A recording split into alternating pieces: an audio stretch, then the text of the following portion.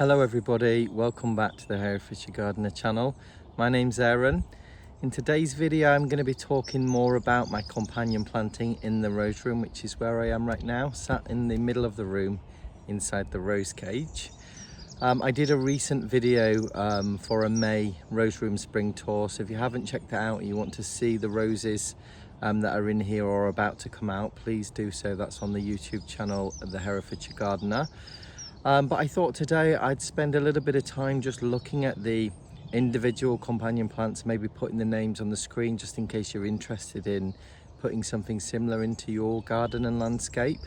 When I garden, I always try to aim to have something out at all times of the year, something of interest really. I don't like to see blank borders or borders that look empty. I think utilize the space. The more that we plant, the more diversity there is, the more insect friendly it is. So I try to just go for as much as I can, not too much. You don't want to overcrowd your borders and have everything flopping all over the place. And I also tend to go for plants that support themselves because, to be quite frank, I don't have time to be going out and tying too many things in, staking too many things. And there are a few tips and tricks that I'll talk about today, which will enable you to limit the need for that. But generally speaking, I go for plants that look great amongst one another, so they sort of intermingle quite well. So colours, shapes, so spheres, spikes, lovely leaf shapes and colours. And I also quite like seed heads and the interest that they provide throughout the year. When the summer borders are alight, you get some of the early spring seed heads and the late spring seed heads sort of just mingling in, and I think that looks quite nice. For example, the Iris Siberica, they go a real dark woody brown to the seed heads, make a little bit of noise as well, a bit of a rattle in the wind, and I just love them against all the other plants. I think it adds just that extra bit of interest, as well as providing homes for insects to hibernate and complete their life cycles. And so as a rule of thumb, I generally think of these three phrases even when I'm companion planting. So I want something out, as in it's in bloom, something going over, and something coming in. And if I can create an area in the garden that has those three sort of quotes, then I'm in for a treat throughout the whole year. So I hope you enjoy this video. Remember, give it a thumbs up if you're enjoying the content so far. It just helps it go out to more people on YouTube and other social media platforms. And if you haven't already done so, please subscribe to the channel. Thank you to everybody that's subscribed so far, and for all your lovely comments and for your tips and tricks as well. I really am enjoying hearing everything that you guys have got to say, so thank you very much. Yeah, I hope you enjoy this video. Thanks for watching. So as I mentioned, I'm starting the video off in the rose cage, and we will probably just visit each quarter. I'll just show you the different things that are in there. I have brought my secateurs with me. It's a pair of Falcos. I think they're number 7s. I know they're not the number 8s. Really good brand of pruning tools that I found anyway. A lot of people swear by Falco brand because it is that good. Bought these recently from Chelsea. I seem to have so many pairs of pruners. I seem to go through them quicker than I go through my socks. Not that they get damaged. I don't know. I don't think you can ever have enough pair of pruners. I'm always trying to find them and look for them where I last placed them. I need to sort that shed out so that I've got a handy drawer, or several drawers now, that'll be full of them. So I'll start over in that corner. As I said, I'm just going to do a little bit of deadheading as well while I'm doing the video. I might as well kill two birds with one stone. So where shall we start? Shall we start by Charles Darwin? So just thinking about something that is going over. This is a good place to start. This is an Aquilegia. It's a spring flowering plant. They came out quite early in spring. There are still some flowers on here. And these guys I lifted out of the garden because they form these wonderful seed heads which do turn brown, and they also rattle in the wind.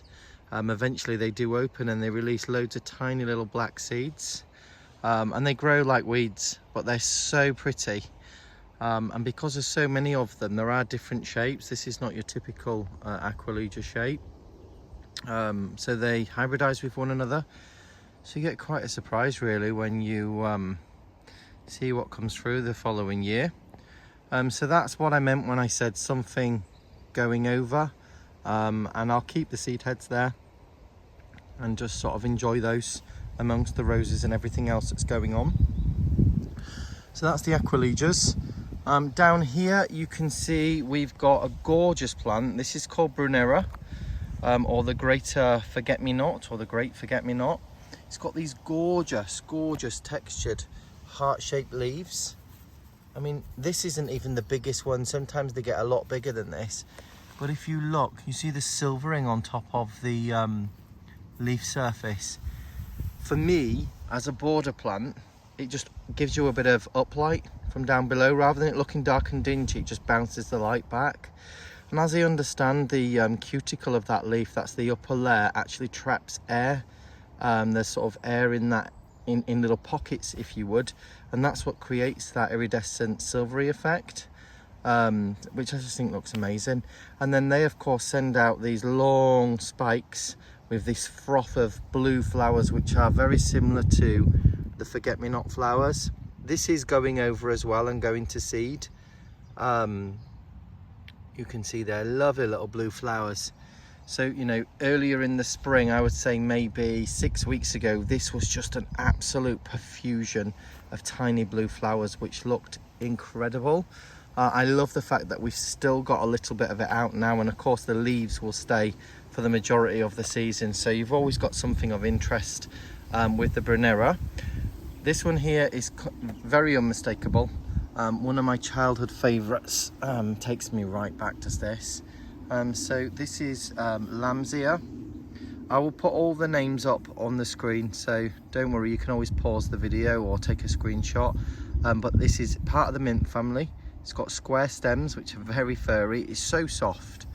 It feels like felt. It is completely soft, beautiful. All the way around, the entire plant is covered in tiny little hairs, which create this effect. It gives you a clue to where the plant's from. I believe it's from Iran. Hotter climates where there's not much rainfall. And so the plant produces these fine hairs to basically trap a layer of moisture around itself, and it doesn't lose as much water then in a process known as transpiration, which is how plants sort of take in water through their roots, and it evaporates through little pores underneath known as stomata, and that's basically what pulls the water through the plant. So it wouldn't be a good idea to have sort of leaves like this, which is a primula, in a hot climate.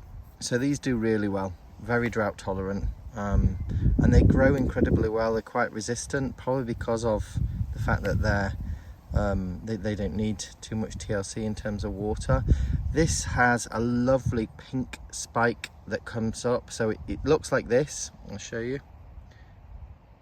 But it gets a lot bigger, a bit like a lupine, really fat and tall.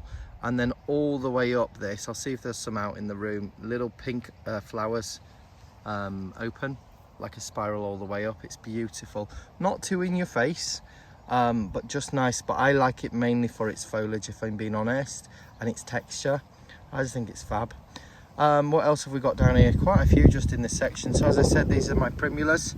Again, all of these plants that I'm talking to you about, everything so far I lifted out of the garden. We're very lucky. We've got a large garden, but if you like me and your pockets are not sort of deep, you want to try and cut costs where you can. So I would suggest, if you've got an area of the garden that you can just throw a load of these seeds down and let them grow, and then you can take from that patch. It's a much more cost-effective way of filling your borders. As I said, I just lifted these out of the other areas of the garden. There's still a load over there. They've self-seeded since I've took from that area. And considering I've completely filled these borders as well, that's a lot of companion plants for free. Serious amount of money saved there, guys. So that will be tip number one from me. Try, if you can, grow from seed. scatter them in an area of your garden that you're not too fussed about going wild, and then you'll just get loads. Follow the instructions obviously on the seed packet. So yeah, primulas, these are gorgeous. I have taken the seed heads off of these, the majority of them. They kind of look like little umbrellas with a load of these on. See if we can get that to focus.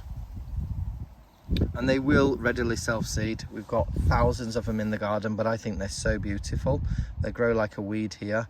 Lots of different colours, lots of different patterns, and they just fill the spring border with colour when they wouldn't be much else out. So I adore them, with the daffodils and the crocuses and everything else going on at that time of the year. The hyacinths, they look fantastic. And sometimes you do get a second flush of flowers on these in the autumn when it cools down. So those are all sort of intermingled at the front of my borders just because they're small. You can see them at intervals, and I want to be able to see them. What else have we got here? This is Alchemilla mollis. Gorgeous, gorgeous, almost looks like a geranium leaf. That's what it reminds me of. But this is also very soft to the touch. It's covered in tiny hairs. And what's interesting about this, a bit like lupine leaves, when the rain droplets land on this, it's actually what we call hydrophobic, which means that it repels water. So they form like little lead balls on the surface of the leaf and roll off, like perfect little tiny lead balls. And then this, a little bit later on in the year, I don't think it's getting there because it does flower a little bit later, probably in the next sort of month or so. So around about June, mid to late June, you'll get these lovely spikes of lime green flowers, which again just adds a punch to the border, a bit of zest, a bit of freshness.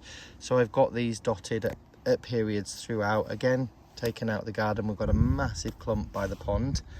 But I think, you know, again, just thinking about what I said at the start of the video, I go for different textures of leaves, different colours and different leaf forms, and I think together, rather than it all looking like the same green, just the foliage itself gives you a lovely backdrop, and that's without the flowers. So that's Alchemilla mollis. Let's continue a little bit further on. There is another plant there. And this one is Dianthus. I think this is sweetness mixed. I grew these from seed, and we didn't have any of these in the garden. I grew them early last spring, and they've come back this year. They're a bit like a carnation.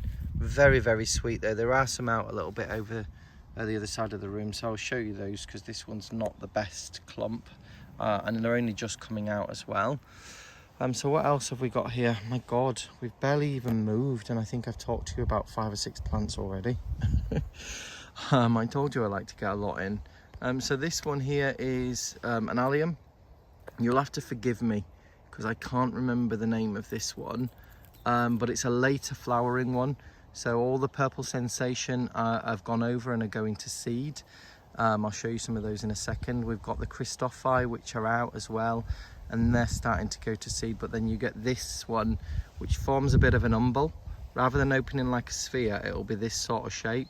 And the one thing that I love about this, wow, it smells so sweet. I planted these fall of 2023, and they're actually starting to divide now and give me more spikes, which is excellent. But one of the things that really shocked me about this allium was the scent on it. It's gorgeous. It is so sweet. Absolutely beautiful.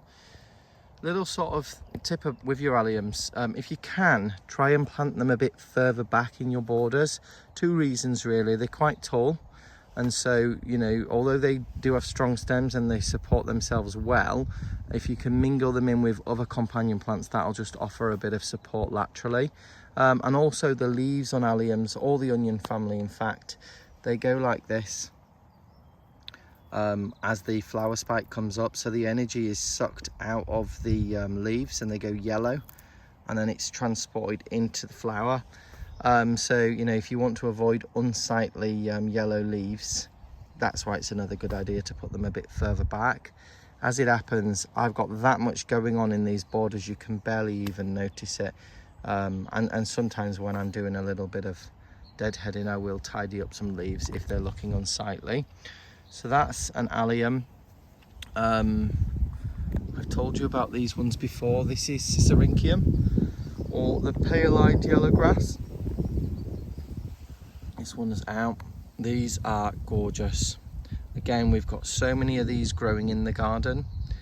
They grow like an iris in terms of they have strappy green foliage, which does die back a little bit if you look here. This is the foliage of the Siberian, or yellow pale-eyed grass. And yeah, around about this time of the year they send up these spikes, loads of them. I mean, this one clump has got 1, 2, 3, 4, 5, 6, 7. You can see those ones coming out. Look, that's what they look like. Looks like a wheat head to start off with, and then from that little section, which is no bigger than the end of my thumb, grows this huge spike with these wonderful soft yellow flowers, which they're small, but they're not as small as the forget-me-not, you know. They're easily the size of my thumbnail, and they're born in clusters around the stem, which I think is really neat. You know, you get 3 or 4 of them around there, and they've got a lovely sort of yellow throat with the orange stamens there, and then they pale out. I think they're beautiful, absolutely gorgeous. Highly recommend these as a companion plant, and they have a great seed head as well, just for a bit of added interest. Easily support themselves, they just nod in the wind. Yeah, fabulous plant, very easy to grow from seed and just divide. I mean, all of these I just divided the clumps in the garden. I think I must have got about 150 clumps, still loads left, and they were only tiny, the little leaves, when I put them in, and because I just cut them with a pair of scissors, like you do with some irises when you're transplanting them, and then from them sections up come new leaves, and then obviously new flower spikes. So that's Siberian. Let's move on a little bit. What have we got here? So right in front of us, this is another one of my absolute favourites. I think bang for your buck. This one is just a flower powerhouse. So this is Rose Campion, or Bloody William. I'm sure there's 100 other names for it. It's a little bit like lamb's ear in the sense that it's covered in these tiny silvery hairs, which again gives you a clue to where it's from and the fact that it will tolerate drier conditions. But you know, you start off with these larger strappy leaves at the base, a little bit further down, and up come these flower spikes. And this was tiny when I put it in last year, absolutely tiny. I say last year, 2024, yeah, it will have been last year, I'm pretty sure of it, early spring.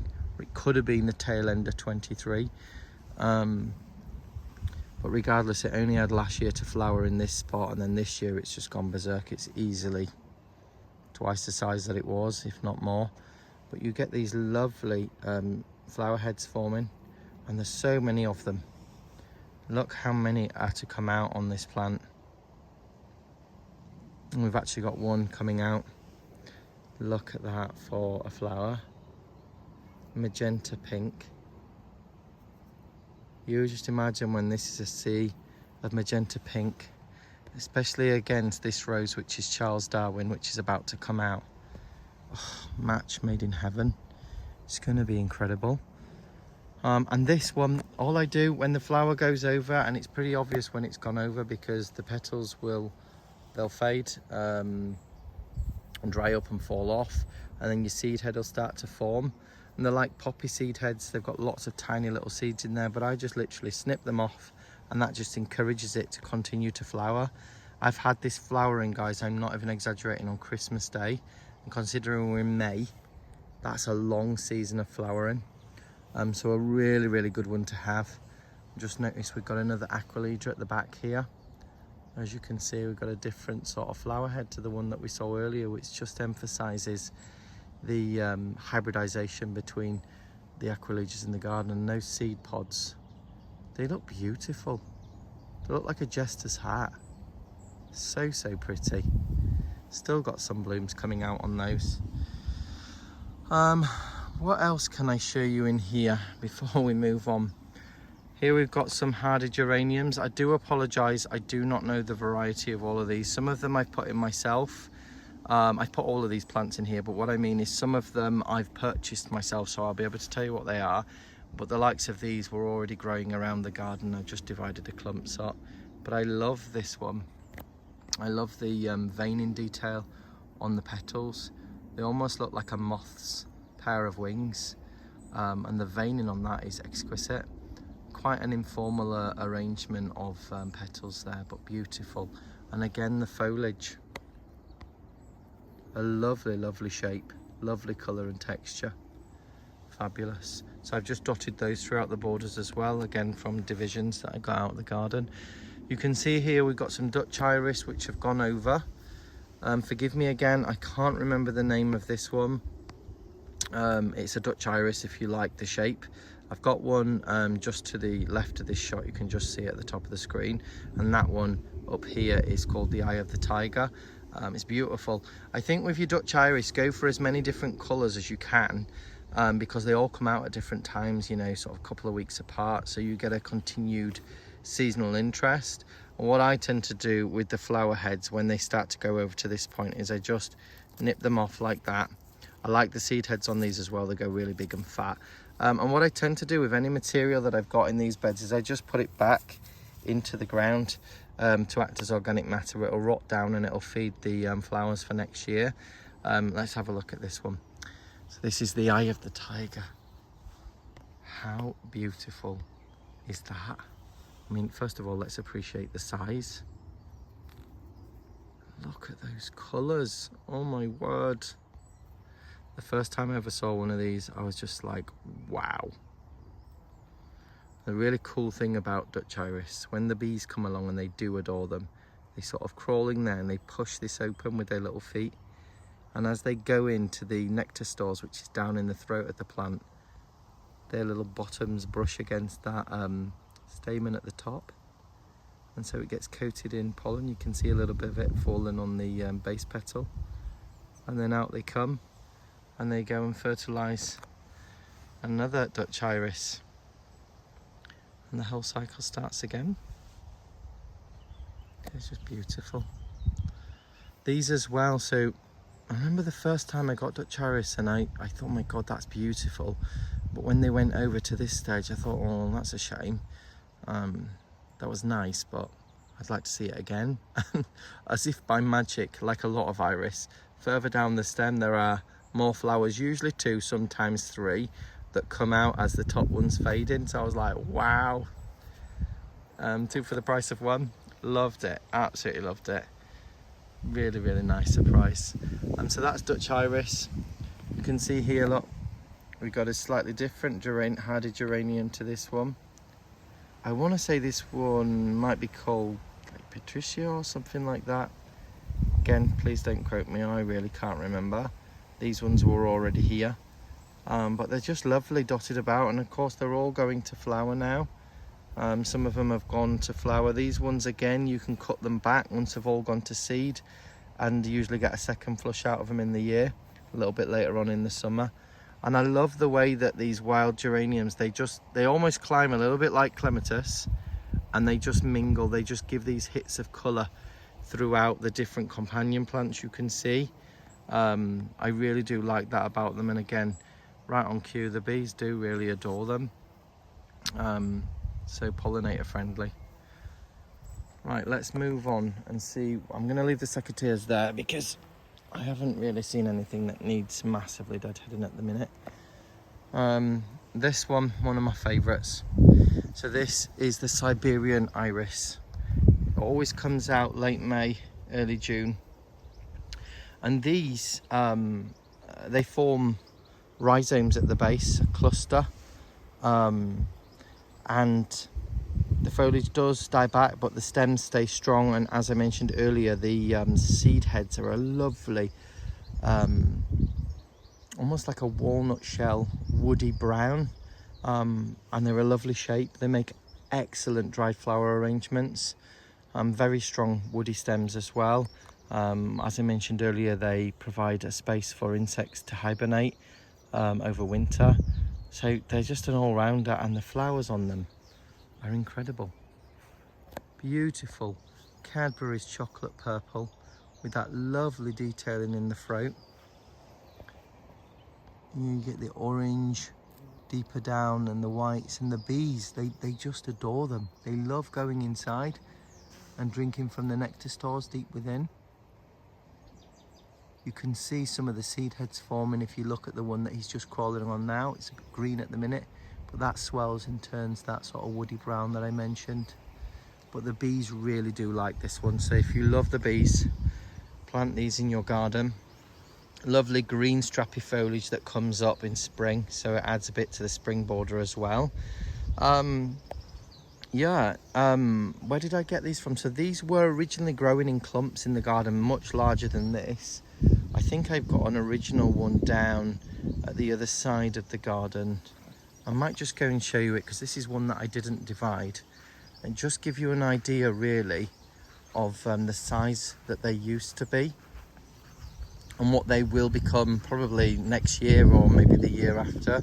So this one right in front is one that I didn't divide. I mean, you can see already that's yeah, that's a profusion of purple if ever I seen one. And what I did is I just put my spade around them. Broke 2 spades, by the way, digging these out. Put my spade around them, and then I quartered them into 4. I actually had to use a tree saw to get through the rhizomous roots because they were so dense. And then each one of those quarters I picked up and I put in between every single rose, so they go all the way around this room and back up to where we were. I'll just go back over there now. Yeah, and so again, I got them all for free. Really well established clumps. They do need dividing into Siberian iris every 4 to 5 years anyway, because otherwise they go a bit bare in the center and you almost get a donut shape. So always good to divide, and these ones in future years I will dig up and divide and spread them further around the garden. I've got a kitchen garden over in that direction, which is going to need a lot of input, so I shall be moving things about. So those are Siberian iris. You can see here, this is a Christophi allium. You can tell it's a Christophi because it's got this really open arrangement of these flowers, which are sort of star shaped, almost look like spikes. And they're just going to seed now, but beautiful. Love the colours still against the geraniums. And you know, when they turn to seed, the seed heads are sort of green initially, and then they go black, and again they make excellent dried flower cuttings for vases in the house or just left in the border. They look incredible. Got a little chive there, which is again part of the Allium family, onion family. These I lifted out of the kitchen garden. There were loads of them growing, and I love the flowers. There's better examples of these in this room. I'll show you them in a moment.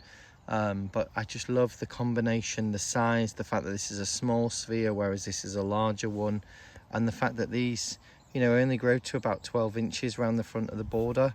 Fabulous. Bees adore these also. Another little Aqualegia just there, look. Gorgeous colour and shape. What else have we got here? That's another hardy geranium. Slightly different to the ones that we've seen so far. Just fabulous, mingling together. We've got here a cornflower, perennial cornflower. These grow in the garden down near the bottom by the pond in just one bed. I literally just have one section with them growing in, and I'm lucky that I've got the white ones, the pink ones and the purple ones. So I managed to divide all of those. Again, I must have got, I want to say about 100 out of that section, and I left some there. Put them in this room, and of course within the last 18 months they've just divided and gone nuts. These are, you know, these I just love them. I love the sort of pineapple like base to the flower, and then this I mean, look at the colours in there, just sensational. The bees adore these also, and I love that frilly sort of fascinator style petal arrangement. They're beautiful. When they first come out as well, they've got sort of a webbing around the flower heads, and I think it looks quite neat in spring. What I do with these when they go to this stage, so that top goes brown and the fascinator petals tend to look a bit worn out, if it's a flower spike, a flower that's on a shared stem, I'll just nip it off like so and just drop that in the bed. But if it's on its own stem, as in it's a single flower and there's no other new buds like this coming out, then what I'll do is I'll chop it a bit lower down. And what I've found by doing that is that any new flowers that come up, because the deadheading, let's be honest, that's why I'm deadheading, it's going to encourage more flowers. And the plant's main focus is to flower, set seed, and then that's it, done for the year. So if we can stop those seeds from forming, it will continue to flower, and that's true for most flowers. Where were I? Yeah, so what I don't want to do is just deadhead everything at the top with all of these geraniums, etc. Because if I did that, what will happen is you'll get new growth from the upper part of the plant. That will come out even further and flower at the top, and then that's likely to flop over in the rain and wind. So what I tend to do when I'm deadheading, if it's a single stem with a single bloom or cluster, I'll go much further down the stem and make a cut, and then we'll get growth from lower down, which will form a more bushy shrub, less likely to fall over. So that's a really, really good tip. If you remember at the start of the video, I said I tend to go for plants that don't get too tall and flop over. Well, you can still grow stuff that will flop in bad weather and wind, but if you're clever and you prune it low down, you can, make it bushier and it's less likely to fall over. It actually supports itself better. For example, my lupines this year, I knocked them back in late March when all the leaves had come up. I just cut them right back, and I did it again in April, end of April, and then I left them. And as a consequence, my lupines this year have not got too bossy in the borders. I'll show you some in a short while. They've not got too tall, and the flower spikes, there's so many of them, but they're not those gigantic ones that I used to see in previous years, that as soon as a bit of wind and rain come along, even with stakes, they would just snap, and you'd just be like, oh my god, what a waste of time that was. So by knocking things back earlier in the year, you can also create a shrubbier, a bushier shrub with slightly smaller flowers, which are less prone to snapping and blowing in the wind, etc. So again, I'm just happy to share my experience really with you guys, so that if you're having the same problems, you can maybe try this out. Got Lady of Shalott there,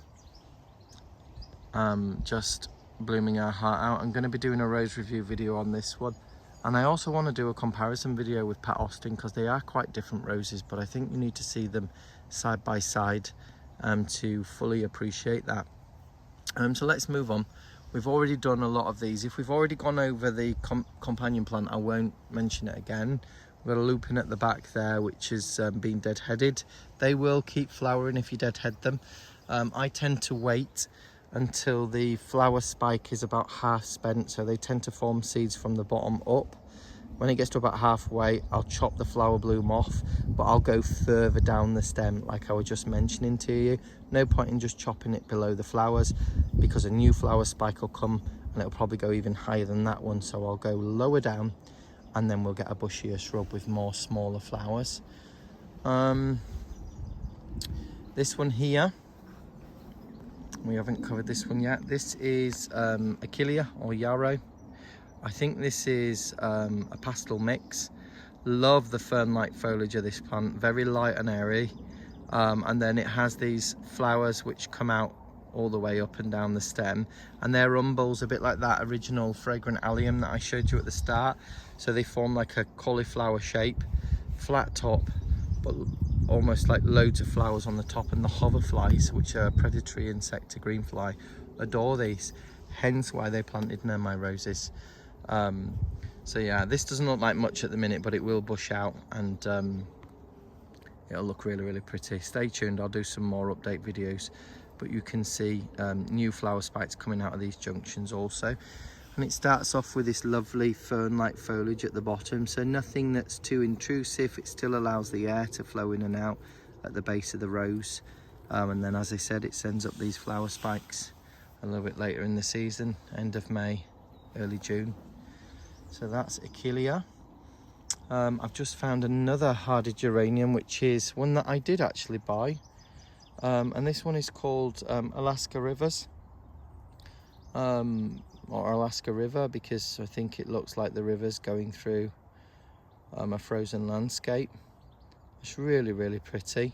Similar shape to some of the others, but clearly a different colour, and I love the veining detail in the middle. Very, very pretty. So if we just come on through, obviously we've got our Clematis here. Do you know, these Clematis I actually purchased from the supermarket, would you believe it? I think it was like Asda in 2020 when we lived in our old house. I'd read a lot about them, seen a lot of reviews with Clematis and people buying supermarket Clematis and putting them in their garden, and you know, they're a bit weedy for the first year and then they never see them again, and that's normally because the roots on the supermarket ones, they come in a pot that's almost the size of a small yogurt pot. So the roots are just not developed enough on them. So what I did is, I think it was 3 for a £5 as well, can you believe that? I purchased quite a few of them, lovely old varieties too, and I just potted them on into slightly larger pots. I think I started with 2-litre pots and then moved on to some 5-litre pots over the years, and I've just brought them on, and the root mass on them, it's like they're like noodles. That's the best way I can describe. And they filled out these pots. The roots were coming out the bottom. And then they're more akin to the ones that you'd buy from the garden centre. And when you put those in the ground, because they've got a bigger root mass, they just tend to do so much better. So again, another little tip, if you want to save money, go to the supermarket, get yourself some nice Clematis varieties and just pot them on into some cheap, larger pots. Let them grow, put some bamboo canes in just to support them like they have in the garden centre, and within a few years you'll have them ready to go out in your landscape. You can still enjoy them in that time frame, so you can put them next to a seat in a smaller area of the garden, a nice sunny location. Clematis like their heads in the sun and their feet in the shade, so put, you know, some sort of cover companion plant at the bottom, or some slate or something just to stop the pot from getting hot. But I think you'll agree with me, this Clematis I planted on purpose with the Lady of Shalott, just to pick up the sort of red detailing, pinkish detail in the buds and in the petals as she opens, and I think it does a superb job. So yeah, she's blooming her heart out. Obviously that flower next to it needs no introduction. That is of course a foxglove. Foxgloves are biennial, guys, which means that they flower, then they set seed, and that seed drops. The seed heads on these as well are beautiful. They remind me of little pears, just the shape of them. See if I can get that to focus. These are early, so they'll dry up a little bit, but yeah, they look like little pears in a leaf cup. But yeah, they set seed, the seed drops, a new flower grows, usually this year. That'll overwinter, may flower the following year, but generally they take another full year, rest over the winter, and then they flower the following year. It just depends if the seeds take this year. In my experience, what I've found is if I get baby foxgloves, which I tend to see sort of October time growing near the parent plant, they will flower the following year. So they're beautiful. And I love tall spikes come above everything else. The bees go bonkers for the foxglove. Oh, I just think I felt a little bit of rain. And the detailing in the throat of these is incredible. Look at that. Almost looks like an alien or a reproductive organ. Hairs there. This is just details that you wouldn't normally notice. You can see the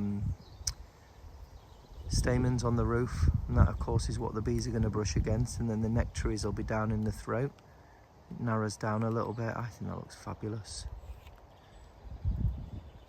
Right, just in light of the rain, I might just speed this video up a little bit. We probably only need to go around this quarter of the rose room because it's a repeat companion plant set in the whole room. What have we got there? We've already discussed the Siberian. We've got another foxglove. We've done those geraniums. Just see if there is anything else. Goodness me, look at the size of that. Really, really good in the wind. We've got a bit of a gust going on now. That's easily 7 foot, is that foxglove? I'm pushing 6 foot and it's taller than me. Gorgeous foliage at the bottom. I love it. These are the lupines. As you can see, this one's probably not the best example, but I love lupine leaves. I love the shape of them. It's something different in the border. I've got some better examples of the lupines a bit further round. If we come a bit further back, we got Queen of Sweden there with some of those lovely alliums. Those are the fragrant alliums. Got a white one and a purple one, white one there, purple one there. We've got the Alaska Rivers geranium. Oh, the smell in this area is, goodness me. Look at Queen of Sweden. This is a very upright growing rose, but beautiful. I need to smell this allium. Oh my God, that, oh my God. If you know the variety of this allium, please let me know. I don't know why, but drumstick allium is coming into my mind, but I don't think it is. No, it's not a drumstick allium. They're much smaller. I don't even know why I said that. Oh my God. The fragrance of that is stunning. Absolutely gorgeous. And Queen of Sweden. Oh, lovely myrrh, fruity fragrance. That is an absolute delight for your nose in this area. Just appreciate that. Beautiful. Absolutely gorgeous. You know, we weren't forecast rain today. It's been trying all weekend. And then suddenly it's deciding to do a little bit today. So I might just have to pause the video there. Just bear with me a second. Yeah, I've just checked the weather forecast. It's only light showers, the sun's back out. I think the name of this allium actually is Allium Atropoperea, particularly this variety with the colour. Known to be heavily fragrant. It's delicious. I would highly recommend these. I mean, the stems on these are really fat. It's a very strong allium. I think it's amazing. I can smell that from here. Mixing in with that Queen of Sweden, I just think it's a, yeah, perfect combination.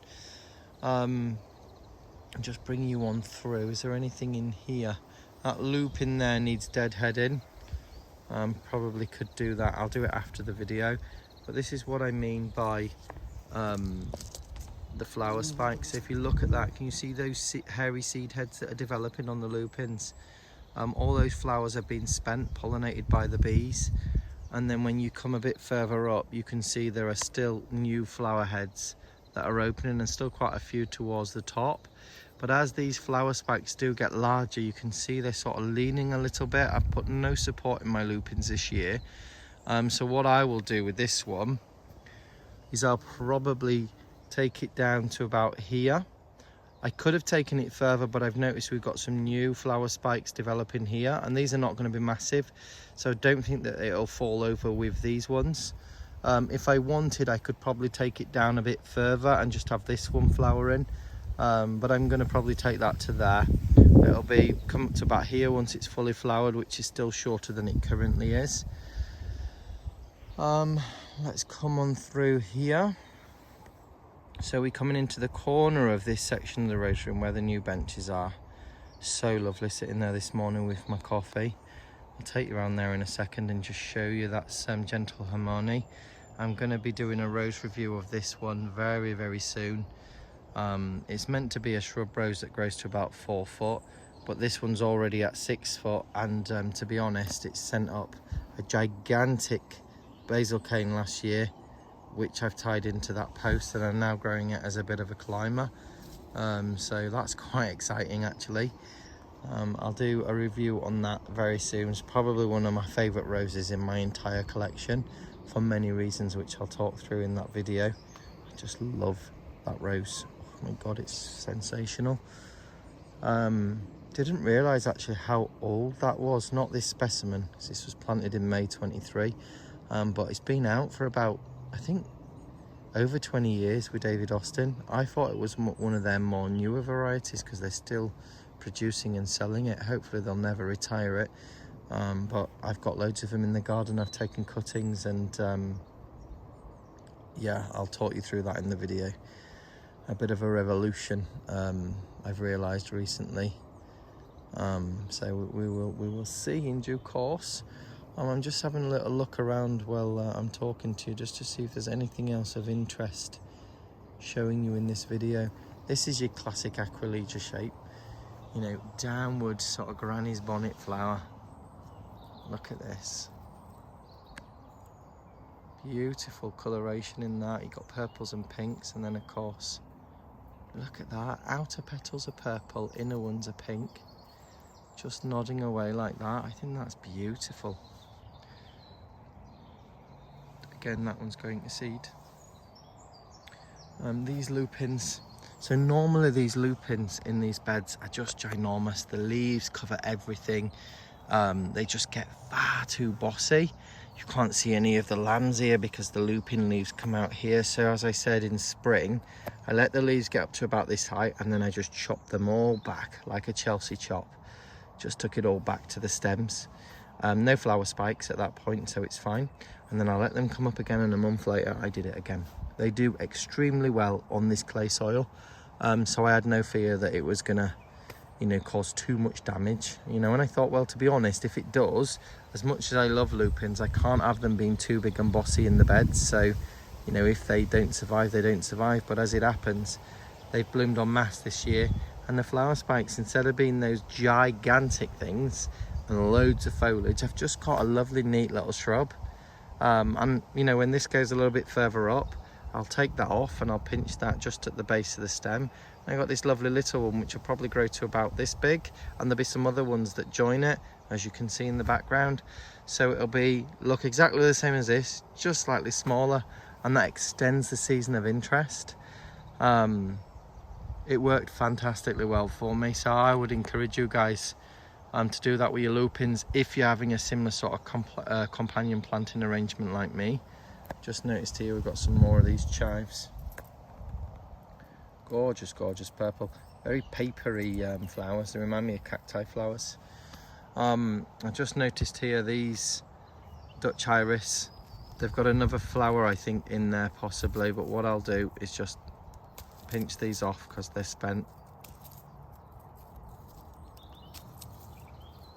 Some people will completely remove the seed head as well, just so that energy goes back into the bulb or corn at the bottom. I can't remember whether Dutch iris are bulbs. I think they're bulbs from memory. But yeah, if you take the seed head off, then the leaves that are left, you know, they'll photosynthesize and they'll create sugars that will go down back into the bulb, ready for a good show next year. But I like the seed heads on them, and to be honest, I've got quite a few varieties now, so it would be interesting to see if I can get some of them to grow. You never know what's going to come up. We might get some new varieties that I've not seen before. This is Desdemona. Always been quite spindly for me, but what I am seeing this year, having been planted since May 23, is we're getting higher and we're getting bushier. I think it's a bit of a slow one to get started. If I was to plant Desdemona in another area of the garden, I'd probably plant it in threes just to get that bigger effect initially. And it might just be this particular one that I've picked up off the shelf.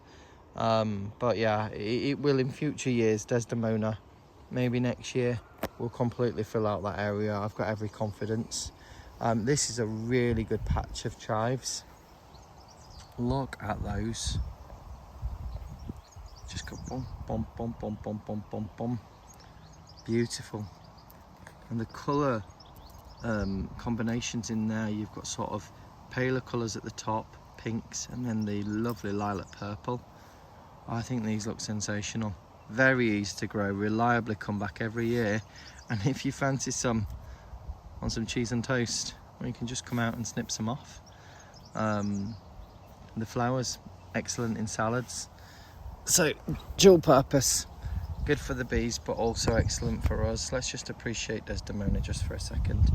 I'm going to do a review on this rose a little bit later in the year, and just waiting for the rose to put on a bit of size, but oh my word, fragrance on this rose is knockout for me. It's just beautiful. I love the soft pink buds as they start to open, and then they pale out to this beautiful creamy white colour. Just catches the light. It's beautiful. Even on a overcast day like today, it still glows. What else is in this section? I think we've probably covered most. You can see more Aqualegias still in flower at the back there. These have been going for ages. I've not deadheaded those. I don't do that because I like the seed heads. In the background there, we've got Circia matripurpurea, or the purple thistle. I bought that from the Malvern spring show one year. I think not last year, the year before, and that's starting to spread a little bit around the room. It's beautiful. Thistle-like leaves, but not too many of them, not too big, but these beautiful strong spikes. I'll go around there in a second when we take a seat on the bench and just show you those in a bit more detail. Got Gabrielle Oak, another David Austin, which has gone berserk. It's covered in blooms. This rose you need to wear sunglasses with, guys, because it's so vibrant in colour. It almost hurts your eyes and burns the camera lens, but I love that. I'll be doing a rose review on Gabrielle Oak in due course. More of those chives at the bottom there. Lupines that you can see in the background, and foxgloves to come out. I've got another gorgeous Dutch iris there. Look at that. Isn't that just beautiful? So pretty. And then right in front of that, we've got something that I grew from cutting. So I bought one plant from the garden centre, and this is Nepeta or catmint, and I believe it's the Six Hills Giant variety. Smells lovely. Really does smell nice. And I like this as a sort of a lavender alternative in my borders, because the flowers literally look like lavender spikes when they come out, and it sends spikes all up and down the stem. Again, part of the mint family. It's got the square stems. Will bush out quite nicely. I think in competition with other plants it doesn't go too bonkers, but it'll just give me that lovely hit of purple, and again the bees go wild for this one. So I think I would definitely recommend it. But yeah, I took stem cuttings. I think anything from the mint family is very easy to root. You just literally snip it further down, strip the leaves, put it in soil, and off it will romp, as long as you keep the soil moist. You've got a whole new plant. Just be careful with some of the varieties if they're still on patent for whatever reason, that you're not selling them. You can propagate them to your heart's content for yourself. Just don't start flogging other people's intellectual property. Look at those lamb's ears. So these earlier, I'd say a couple of weeks ago, were really tall. The spikes were massive, and actually we had a bit of rain and wind and they did flop onto the lawn. So what I did is I just knocked them back, and you can already see we've got new flower spikes coming out, and they're branching out, and that's just a much more compact shape. For me, I cut them at different levels just so you get this sort of stepped effect, and they're just supporting themselves. You know, if you come in and just knock them, for example, they're stronger, fatter stems. Going back to my earlier point about reducing the size of your stems to cause the shrub to bush out, this is a really good example of what I'm talking about. You can see here we've got another Brunera. It's not the Jack Frost variety. This is just the typical bog standard variety of Brunera with these big heart-shaped leaves, but the same flowers and the same flower spikes. I think you'll agree with me, it looks beautiful mingled amongst all of this. And just next to this I also have a load of forget-me-not flowers. These grow like weeds in this garden. I just lifted them from the fruit cage, actually, in the kitchen garden. I had thousands of them. I've now put tarpaulin down on that fruit cage for now, because it's housing some of my more mature roses in pots. That's where the Victorian greenhouse is going this year. So I lifted as many of these as I could, and I think the difference between the Brunera flower, let me just find it, yeah, this is Brunera, if you look at the Brunera flower, you see lovely small blue flower, but the center of the flower has got this sort of white, almost like tiny pearls in a circle, whereas the actual forget-me-not flower, very similar, but the center's different. It's yellow and it's star-shaped, sort of a yellow circle with those little white outer bits which create the star shape in the middle. So there are subtle differences, and of course the foliage of forget-me-not is very different to Brunera. It's not large, it's not heart-shaped, it's sort of strappy like this. And these ones are also biennial. The forget-me-nots, they'll set seed, drop seed, they'll grow. They won't flower this year, but they'll flower the following year. So year in, year out, you just got this continuous blue froth. I often wonder, we've got 3 dogs, Bella, Winnie and Doris, they're Cavapoos. And obviously I'm nearly 6 foot, but this is the view that my dogs get. You know, at this level, I actually think this is probably the best view of the room, because you can really truly appreciate the structure of the different flowers. I think that looks amazing. And the scent down here as well is not too bad, to be honest. Can't wait for the roses to come out. And I feel like the roses are the star of the show in this room. That's the reason I designed it and came up with all of the hard landscaping that you can see. The beech hedging really does help to trap the scent. That's Emily Bronte up there. I'm going to be doing a rose review video on her soon. She's really coming into full swing now.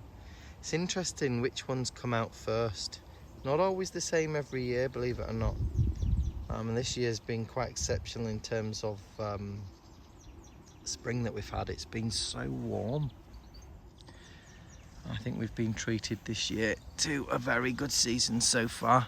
I'm just going to get back up and we'll see if there's anything else that's worth looking at. I mean, it's all worth looking at, but something new, I mean, just to keep the video at a reasonable length.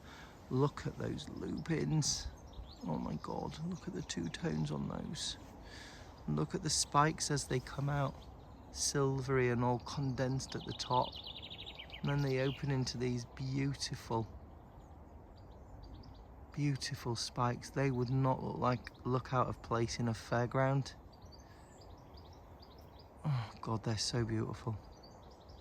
You see that punch of red in the background, that's Clematis nubia, a shrub clematis or a small climbing clematis. And that's planted just behind David Austin Rose Astacia Vi, which is a wonderful rose, smells fantastic. Let's have a look if there's anything else to show you in here. Oh my God, Emily Bronte. Oh, that rose is just so pretty. And would you believe I planted her in May 2023. She was the second one to go in after the mill on the floss, which is at the end. And she was only just literally slightly taller than that bottom ring. And now she's pushing up to 4.5, nearly 5 foot. And width-wise, she's probably about 2.5 feet wide. Fantastic. I don't even think this is the best of her that I've seen yet. I think next year she's going to go berserk. If I can get some nice long canes out of her, some random ones like Gentle Hermione in the corner, that'd be lovely to send her up, you know, that post just there. So again, we've got more of the Alliums, cornflowers, they're the purple ones. Let's have a look at one of those. I don't think we've had a close look at one of these ones yet. There's the harder geranium in there. But these are the purple ones, exactly the same as the white in terms of the shape. But gorgeous purple and deeper reds in the middle. They grow so well here. When they go over, you know, once the flowers fall off and they dry up like this. But again, you know, with this one now, because both of these are over, if you look down the stems, there are actually no more buds waiting to open. So what I'll do with this when I come in is I'll probably prune it down to about here. And then what will happen is we'll get some new growth that will probably end about here and give us some flowers again, rather than, as I said earlier, it being too high and then flopping. Got the rose campion there again, look. And have a hit of magenta. I think I've got some light pink ones as well, and possibly even some white ones in these borders. So yeah, they are available as the rose campion in different colours. Look at that. That's geranium Alaska rivers with those chives. So pretty. More Aqualegias. These are the Allium purple sensations. Can you see these came out a lot earlier in the year, so probably early May they were coming out, and they had lovely purple flowers on the end, but then the flowers fade to these green seed heads which eventually turn sort of black, and that's where the seeds will be. Beautiful, absolutely gorgeous at all times of the year. I would not be without Alliums in my beds. I think they're just an all-rounder. And we've got another one of these white ones, which is very similar to the Allium purpurea, and I bet that smells. That is delicious. So sweet. Sweet. Look at all those Christophi that are divided this year. And just see if we can get that to focus. I only planted one Christophi bulb there in December 23, and there's now 1, 2, 3, 4, 5, 6, 7 where there were one. Just bigger impact. They're not as tall this year, probably because it divided, but I think in future years they'll come up a little bit higher. Here's mill on the floss, which I had to defoliate a little bit this year because I made an error of spraying some leaf protection on. I tried a new product out, which was a non-pesticide, non-chemical, organic antifungal spray, and I did it on a day like today where it's overcast. Only the forecasters got that day wrong because it turned out to be an absolute scorcher, and some of the leaves burnt a little bit with that solution, so I'll probably never use it again. Although I don't think it was the product's fault, it was probably because I sprayed on a sunny day. So I just removed a few of the leaves, but she'll recover, and she's got to be pushing on 7 foot now. I'm trying to get her up that post. She's only meant to grow to about 4.5 foot, but clearly you can see she wants to climb a little bit. I'm going to install another willow ring there just to give her a bit more support and provide me a structure to tie into. If I bring you around this section, foxgloves, you can see, and the bees absolutely adoring those. Beautiful. They absolutely adore these foxgloves. It's just such a good rich nectar source for the bees. And you can see there just in the background, just a little glimpse of the mill on the floss. She comes out a lot pinker than this, but she does pale out in the sun. Just want to have a little smell. Highly perfumed rose, lovely deep cup on that. Love this rose. And she's got so many blooms to come out. I've just found another companion plant that we've not seen. So this one here is toadflax, which again grows like a weed in the garden, but it's got these lovely, let's see if I can get this to focus, bear with me with the wind. It's got these lovely thin tall flower spikes, so it's like a thin lupine.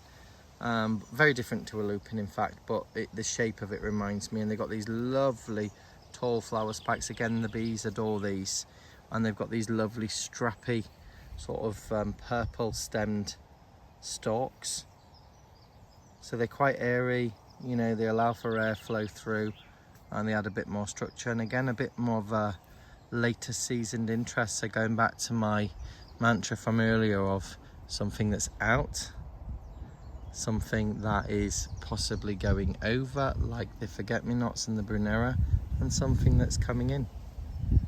And it just means there'll always be something beautiful to look at. There'll always be food for the insects, and that excites me. You need to have the excitement in your garden.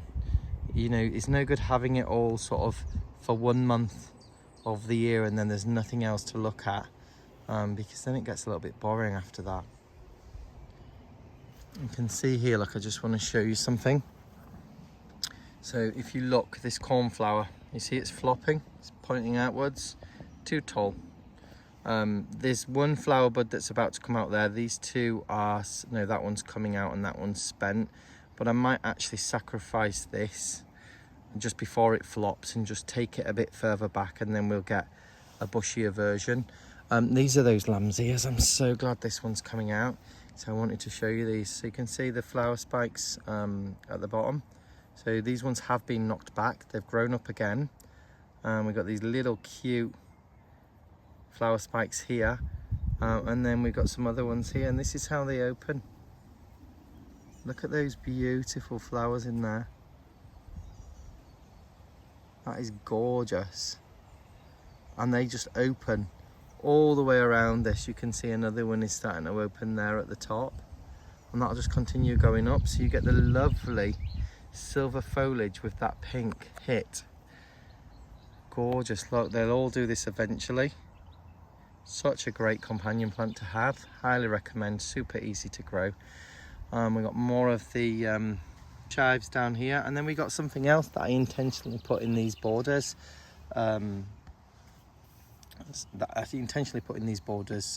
Last year. So this grows like a weed in our garden. Before I say what it is, you got these sort of strappy green, light green leaves with tiny little white hairs on them, and they sort of form a bit of an arrangement at the bottom, and then up come these tall hairy spikes with loads of these interesting sort of licorice striped buds. They almost look like they've been drawn with a graphite pencil. And then you get these gorgeous, gorgeous orange flowers, almost marigold orange. Beautiful, beautiful. This is fox and cubs. And it produces almost like dandelion type seed heads.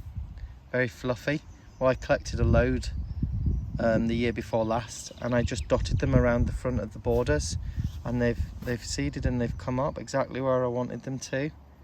I don't even mind if they find their way into the lawn, which you can see they have done, because I do mow this. They're never going to take off. But how pretty is that? You know, and again, just sort of getting down to this level and just seeing them where they are in the border. I love the little hit of orange.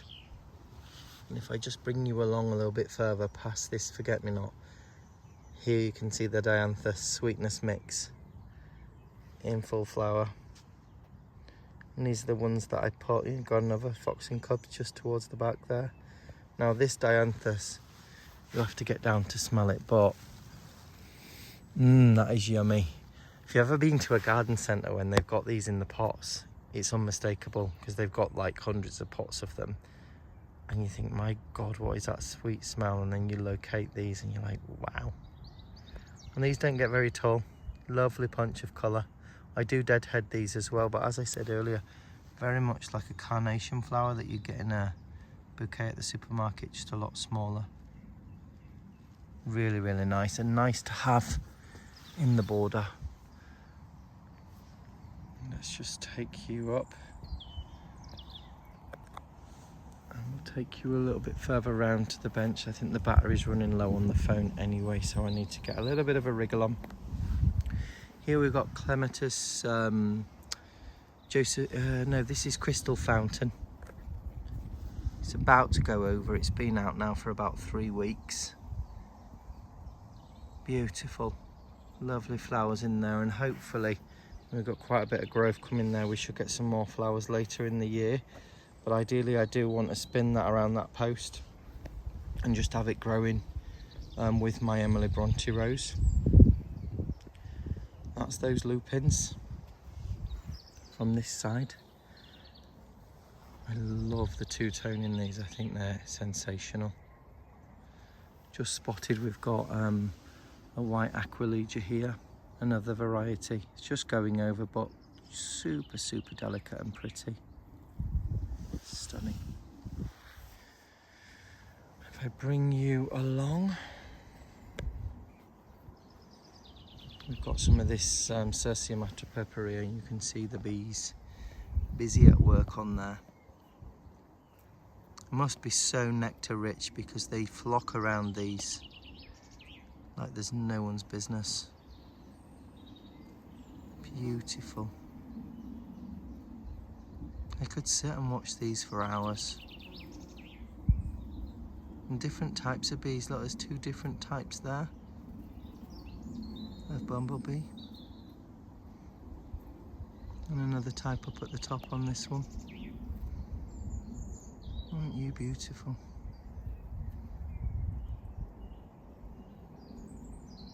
Stunning.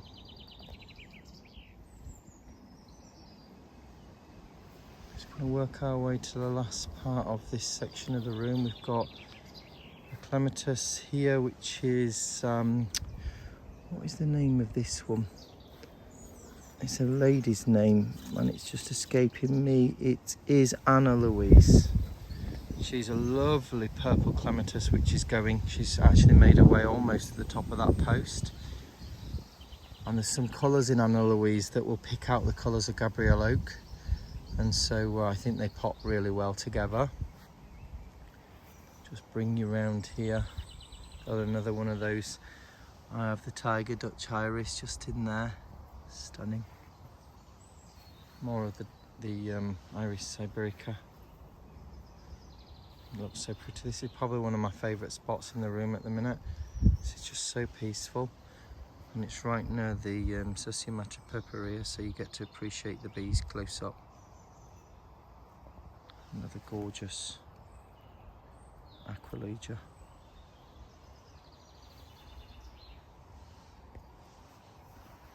And I think that's pretty much most of the companion plants that I use. There may be the odd few that I've not discussed, but it is a bit of a repeat pattern throughout the room.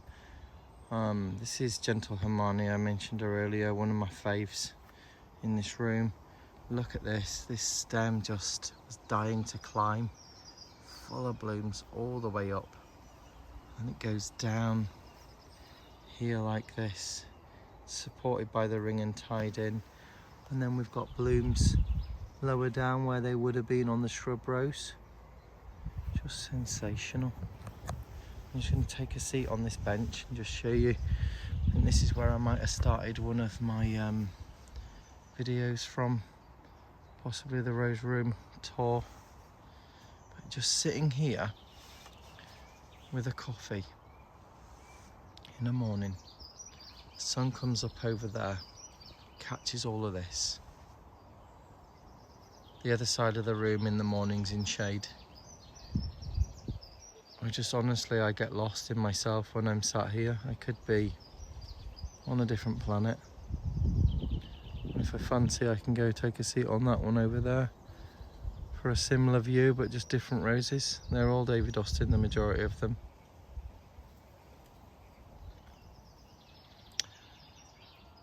I hope you've enjoyed this video as much as I've enjoyed filming it and showing you. If you have any questions, any comments, leave them in the comment section below.